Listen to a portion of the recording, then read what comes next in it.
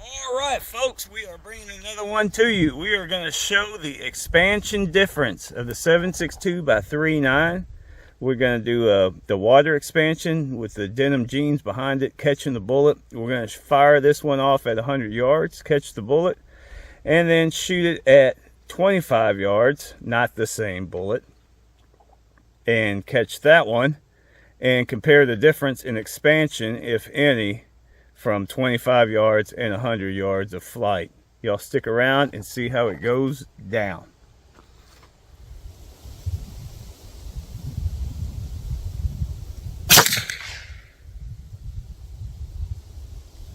Hopefully we caught that.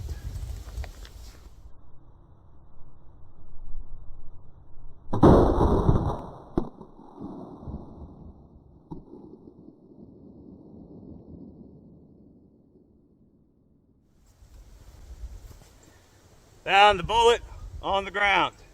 So we'll do the part two now is at 25 yards and see if there's a difference in the expansion between that 75 yards. So stick around. There's definitely more to come now.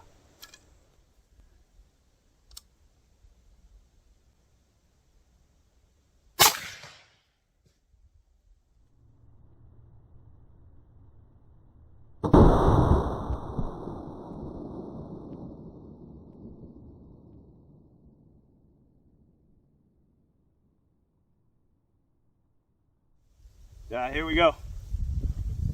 Second pair of jeans. Check this out. 25 yards. See what the difference is from 100 to 25. All right, here we go. I forgot my scale and calipers here at home, so I'm finishing this up here at the house.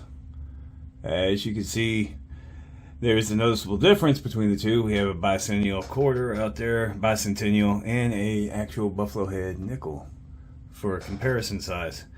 But we got this is at 25 yards.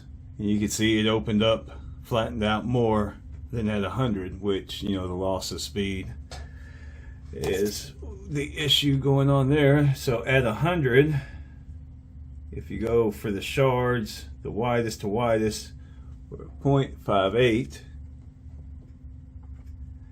and if you go widest to widest,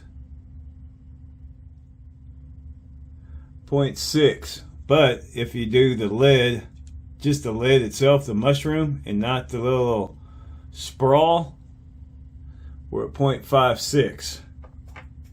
And if you do the mass, the general mass, we're at 0.48. Right there.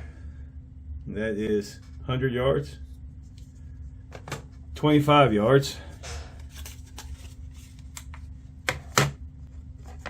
Get the weight for y'all. All right, at 25 yards, we're looking at 95.8. 95.8. And at the 100 yard mark, 95.2. So all in all, it just flattens out more closer up. It's still holding on to its volume, its mass. So that's good to know on that part. And as you can see, there's the difference between 25 yards. Yeah, I got it working on my engine a while ago. 25 yards. And there's the difference, 25 yards on the right and 100 yards on the left. So there you go, and thanks for watching.